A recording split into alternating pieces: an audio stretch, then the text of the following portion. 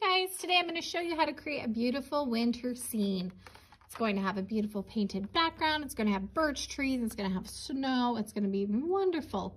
So to get started, the first thing we're going to do is just take a white piece of paper and we're going to draw where our horizon line is going to be, or where the sky meets the ground. So I'm just going to draw across here. Now it's okay if it's not perfectly straight. In fact, I probably don't want it to be perfectly straight, because when we look out at the snow, sometimes the snow is going to be mounted up higher in others, because maybe there's a hill over here, maybe it's flatter over here. So it's okay if it's not perfectly straight across.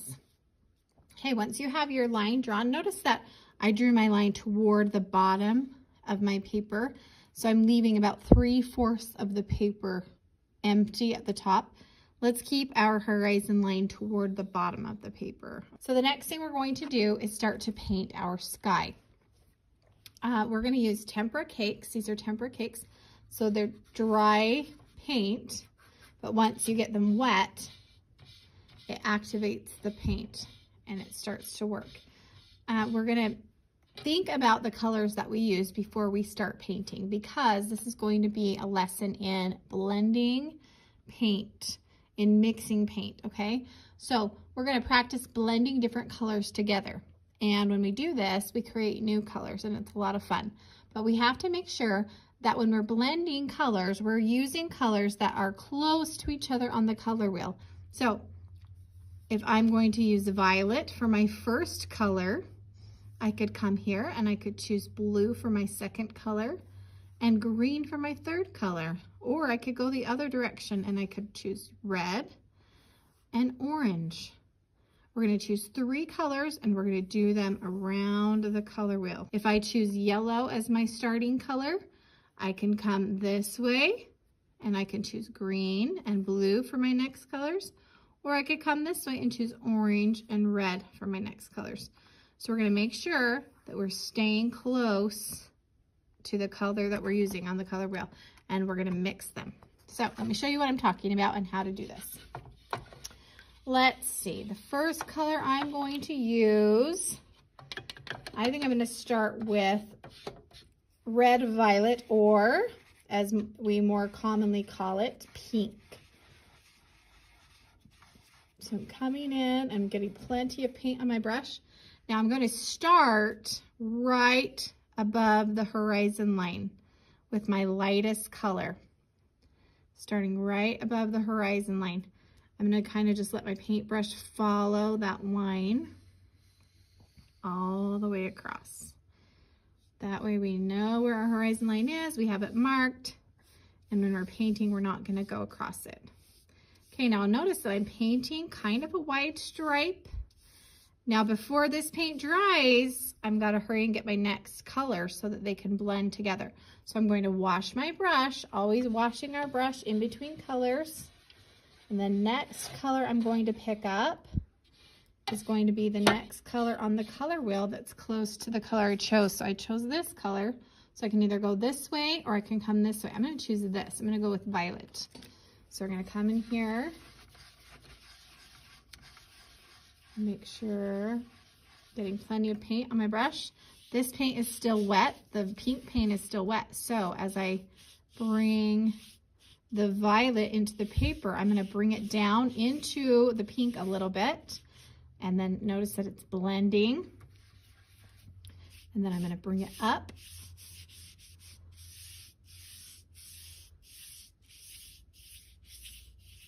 Okay, now before that dries, I'm going to grab my next color. So the next color on the color wheel in the direction that I'm going would be blue. So I'm going to come and wash my brush, always washing my brush in between colors. And I'm going to come up and I'm going to get blue. Now there's 2 different blues I can choose from. I'm going to go with the lighter, more turquoise color of blue. And I'm going to come in and paint. Now notice I'm coming down into that violet color a little bit first, to kind of blend those colors together, and then I'm going to go up all the way to the top.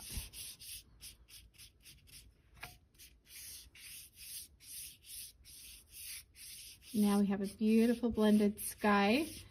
Now before my paint dries, I'm going to do something that makes it really cool.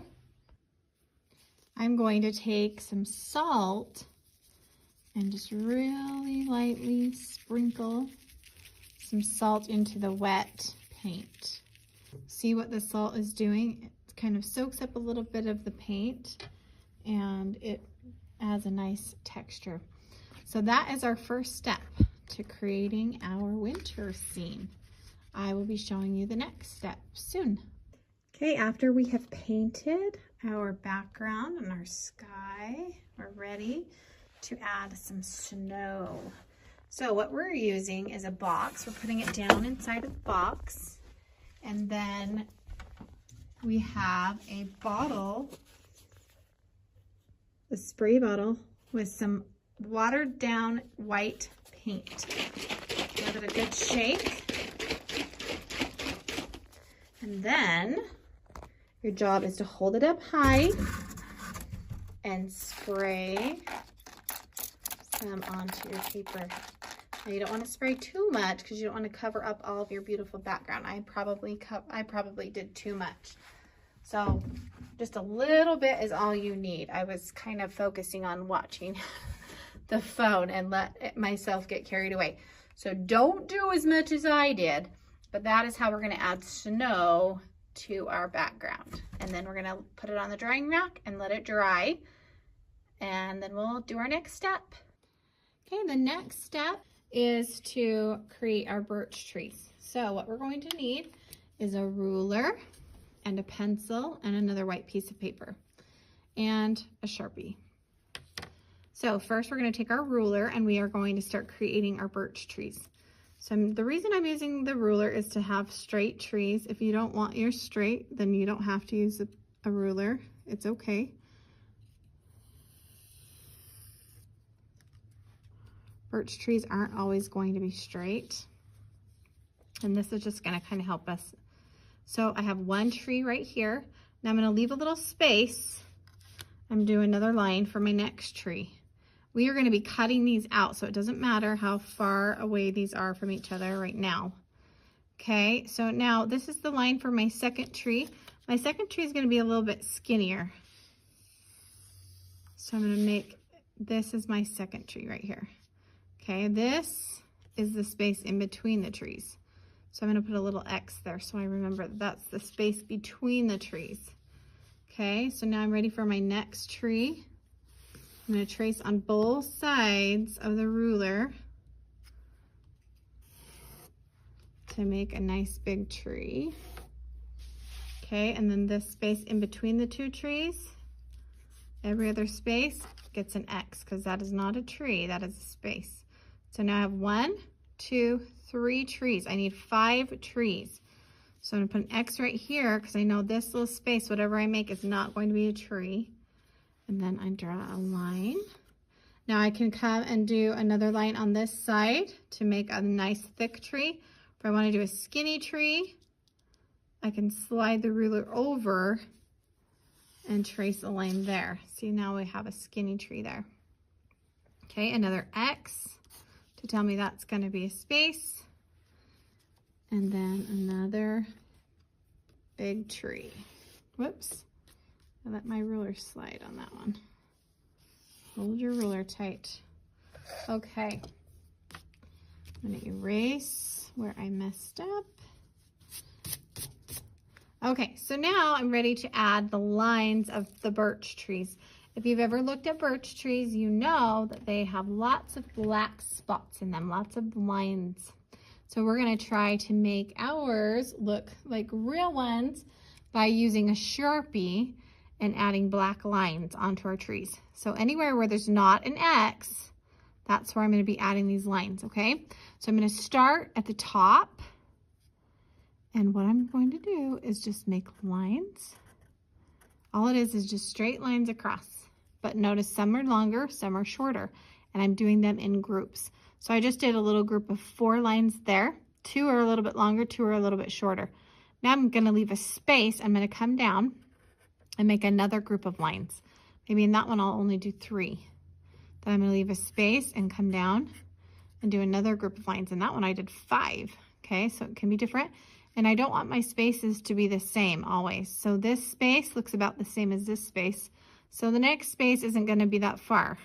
It's going to be closer because I don't want it to look like I've planned out how close they are. I don't want it to look like they're all the same. Okay, this group of lines has like 7, and that's totally fine. Maybe this group has a line that goes almost halfway across. Okay, has some longer lines in that one. So we're just creating lines across or along the tree. Now make sure that you are leaving the spaces in between the groups of lines. Don't have lines going all the way down the tree without any space between them. Now I'm coming to the other side. And rather than just doing them straight across from the lines I've already created, I'm going to try to fill in the space where there's nothing.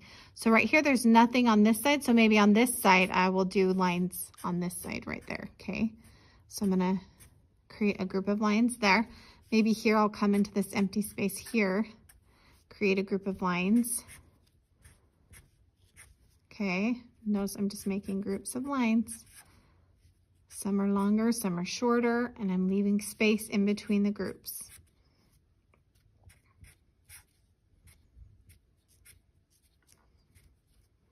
Okay, that's one of our birch trees all done. Now I'm going to keep doing the same thing to each of the trees. I'm skipping this space because that has the X. That's not a tree. Here's a tree though. So I'm going to start creating my groups of lines down the tree.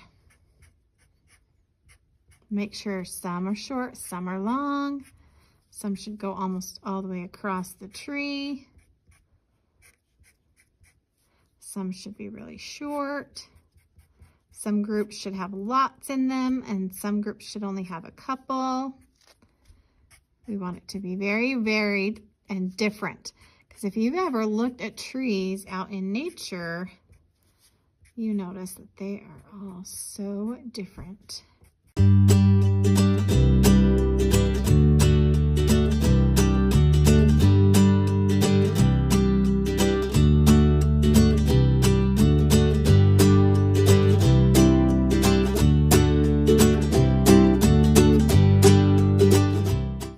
Okay, I've got lines on all of my trees now. Now I'm ready to cut them out.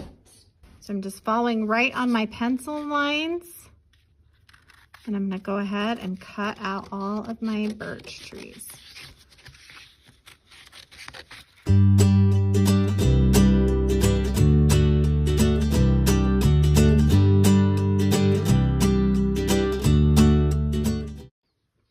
Now we have our background ready. The snow has dried. Our trees are cut out and ready to go.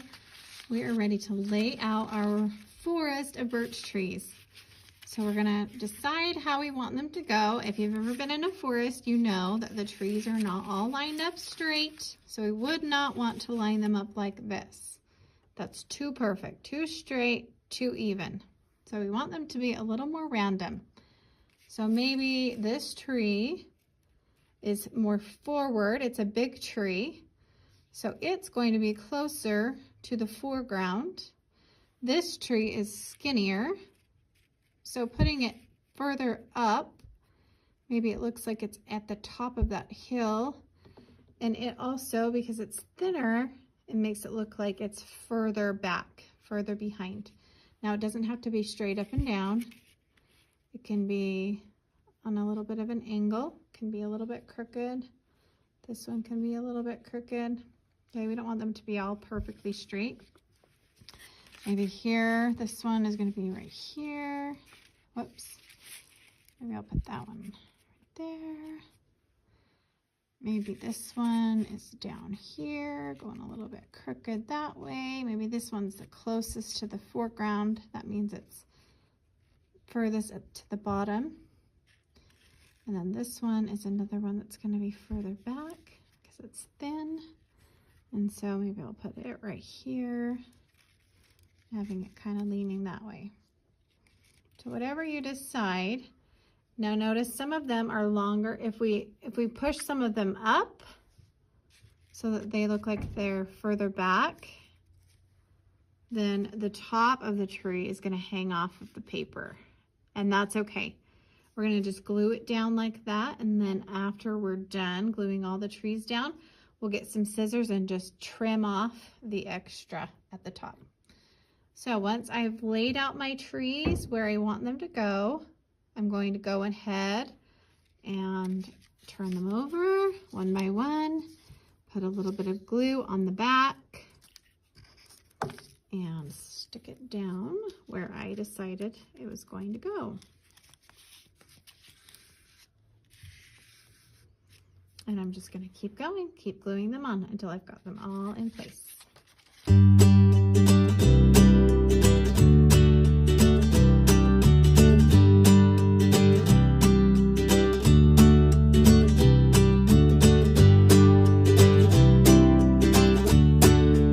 Okay, now I can trim off the extra.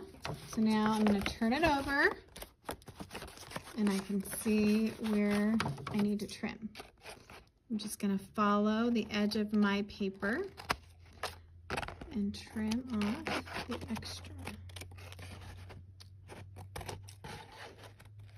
Okay, our next step is to take our chalk and add shadow to the trees. So we're going to decide which side we want our shadows.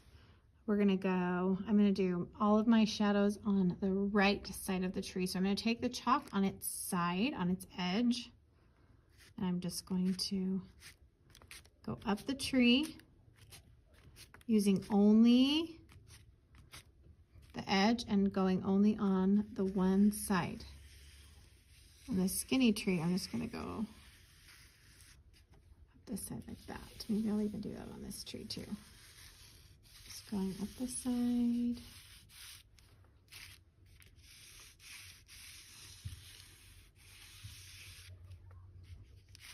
Notice I'm doing all on the same side. So every tree, I'm just going on the right side. I've just got the chalk on its edge. I'm just sliding it up. Now your next step, you are going to add the shadow to the snow. Okay, and so our light is coming from the left, which means our shadows are on the right. So our shadow is on the right side of our tree, and our shadow and the snow is going to go to the right side of the tree as well. So I'm going to come to the bottom of my tree, and I'm going to keep the chalk on its side like this. And I'm going to choose what angle I want to go at. I can go at a sharp angle. I can come this way. I can come this way. I can come this way. Okay, but it's always got to be from the right side because that's where our shadow is. And they all need to go the same direction. So whatever I choose for this first tree, I'm going to choose for the second tree and all of the trees. So let me explain what I'm talking about. So I'm going to start from this tree. And I'm going to go at an angle that goes like this. Okay, that's the angle I'm using. Just go from the bottom of the tree and pull the chalk down the paper to create that shadow. Okay, now that angle I used has to be the same angle I used for the other trees. This tree is really close to the bottom, so you can't see much of its shadow. This tree here has to have the same angle as this tree. So I'm going to come here. I'm going to try really hard to keep the angle the same. Because when you're outside and it's there's shadows, the shadows are all going to have the same angle. There, because the light source is coming from the same spot for all of the shadows. So we're just dragging our soft pastel along the paper. Okay, so I'm coming here to this tree and I'm just dragging the soft pastel down in a straight line, creating those shadows. One more. Start at the bottom of the tree and drag your soft pastel along the paper the same width as the tree. Okay, so this is a little bit skinnier shadow because the tree is skinnier. This is a wider shadow because the tree is wider. So the shadow should be as wide as the tree is. Okay, so skinny shadow for a skinny tree, wide shadow for a wide tree. Okay, after you have your shadows drawn on, you're going to take one finger and you're just going to very lightly pull down in the same direction that you drew your chalk, drew your shadow in. This is just going to be to help kind of blend it a little bit. just in the same direction that you drew it in, just pulling down and blending.